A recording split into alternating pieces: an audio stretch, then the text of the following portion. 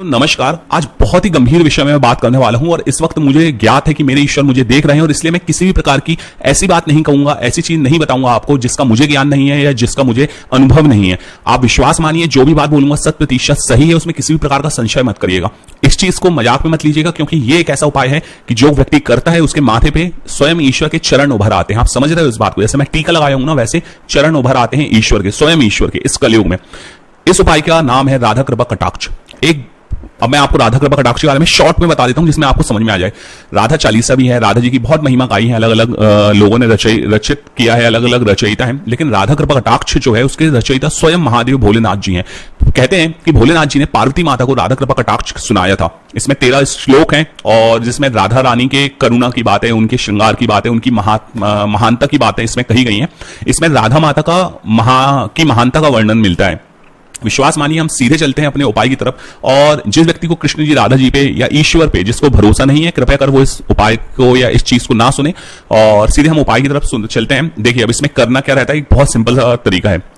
अगर आप जनेऊधारी हैं अथवा नहीं है, कोई भी कर सकता है, मतलब ब्राह्मण भी कर सकता है, कोई अदर व्यक्ति भी कर सकता है। इसमें कोई भी मतलब इसमें वो नहीं है। और ईश्वर का जो भी ग्रंथ है वो हर व्यक्ति के लिए है, उपाय है वो हर व्यक्ति के लिए, तो कोई भी कर सकता है। इसमें किसी प्रकार का कोई रोक टोक नहीं है। अब चलिए सुनिए इसमें होता क्या है। अगर इसकी मान्यता यह है कि अगर कोई व्यक्ति वृंदावन में जाए, वृंदावन में गोवर्धन पर्वत की परिक्रमा करे, परिक्रमा करने के बाद वो अगर 100 बार हनुमान इसका राधा चालीसा का जाप करे, तो आपको कैसे कर सकते हो? आपकी पहली बात तो आपको कंठस्थ होना चाहिए राधा चालीसा, राइट? राधा चालीसा आपको कंठस्थ होना चाहिए। राधा चालीसा का जाप करना है। राधा चालीसा का जाप करने के बाद आपको वृंदावन, वहां पे जो गोवर्धन पर्वत है, गोवर्धन पर्वत की परिक्रमा करना है। परिक्रमा करने में बीच में आता है राधा कुंड। राधा कुंड जो है, व्यक्ति ने मतलब सपोज कि कोई व्यक्ति है, उस व्यक्ति ने राधा चालीसा का पाठ किया, वृंदावन के वो गोवर्धन पर्वत की परिक्रमा की, बीच में राधा कुंड आया। उसके बाद राधा कुंड में कोई भी दिन हो सकता है। अगर राधा एकादशी का दिन है तो बहुत मतलब उसके लिए तो मान्यता तो एकादशी और इन दिनों की ज्यादा है, लेकिन कोई भी दिन हो सकता है, उसमें कर सकते हो आप। तो राधा कुंड में जाने के बाद नाभि तक के पानी, मतलब नाभि तक के पानी में आपको खड़े होना है। खड़े होने के बाद वहां पे आपको राधा कृपा कटाक्ष का पाठ करना है। राधा कृपा कटाक्ष का अगर आप कंटिन्यू 100 बार पाठ करते हो, 100 बार अगर आप राधा कृपा कटाक्ष का पाठ करते हो तो, और आंख बंद करके जब आप पाठ करोगे, जब आपकी आंखें खुलेंगी तो मान्यता यह है कि आपका जो मस्तिष्क होता है, मतलब जो माथा होता है, माथे के ऊपर राधा माता के चरणों के निशान आ जाते हैं। ये बहुत बड़ी बात कह रहा हूं मैं, और ये क्योंकि कलयुग में इससे बड़ा चमत्कार नहीं हो सकता, क्योंकि किसी ने ईश्वर को देखा नहीं है, किसी को मतलब कुछ जिनने देखा है उनने देखा है। तुलसीदास जी भी इसी कलयुग में थे और उनने दर्शन किए हैं ईश्वर के, बट हम आम इंसानों ने तो नहीं देखा है। तो उन लोगों के लिए है ये कि अगर ईश्वर की कृपा होती है उस वक्त, और अगर आप श्रद्धा भाव से इस चीज को करते हो, तो डेफिनेटली आपके माथे पर मतलब वो चिन्ह देके जाती है माता। माना यह जाता है कि चिन्ह बन जाते हैं, और जिससे व्यक्ति को पता चले कि हाँ उसको, और किसी ना किसी रूप में तत्काल ही उसी क्षण वो आपको दर्शन भी देती हैं। तो ये राधा कृपा कटाक्ष वृंदावन में हर मंदिर में गाया जाता है। इसकी बहुत महिमा है, बहुत पवित्र स्त्रोत है। और मैं चाहूंगा कि देखिए, अब मैंने ये वीडियो बनाया, बहुत से, मेरे को आप विश्वास नहीं मानेंगे, मेरे को बहुत से ऐसे चीजें पता है कि जो चीजें चमत्कार होता है जो, ठीक है, लेकिन मेरे को पता होने के कारण ये नहीं है ना कि मैं वो चीज करने लगूं, ठीक है। मैं आप लोगों को बताता हूं, इसका मतलब नहीं कि वो हर चीज मैं करता हूं।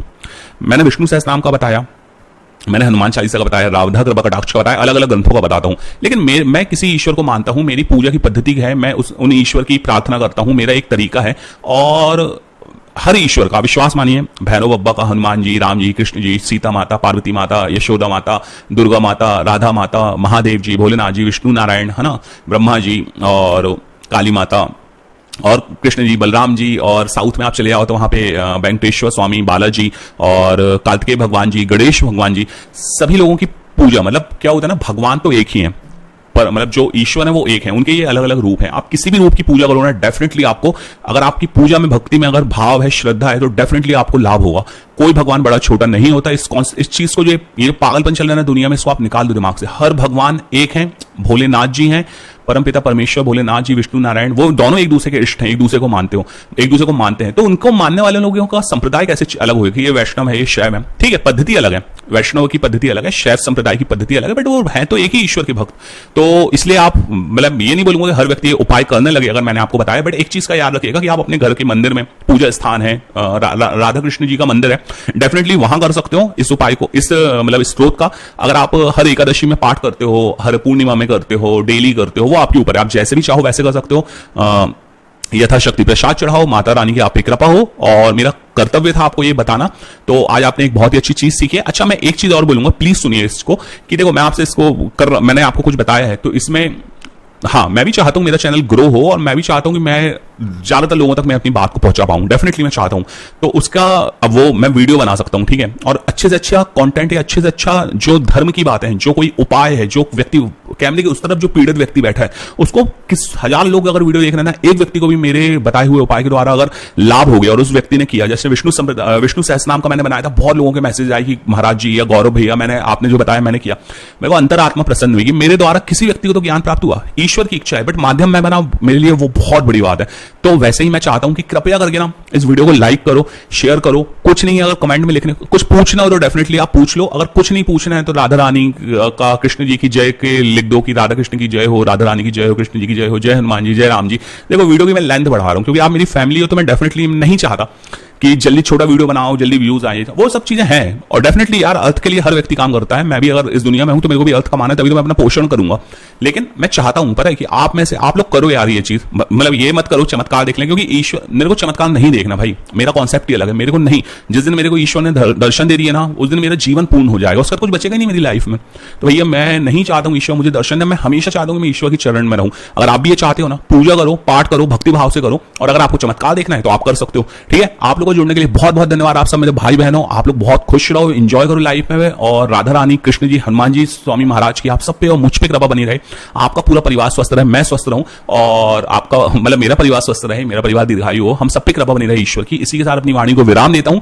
आप लोगों का जुड़ने के लिए बहुत बहुत धन्यवाद। वीडियो को लाइक करना। जय श्री राम, नमस्कार।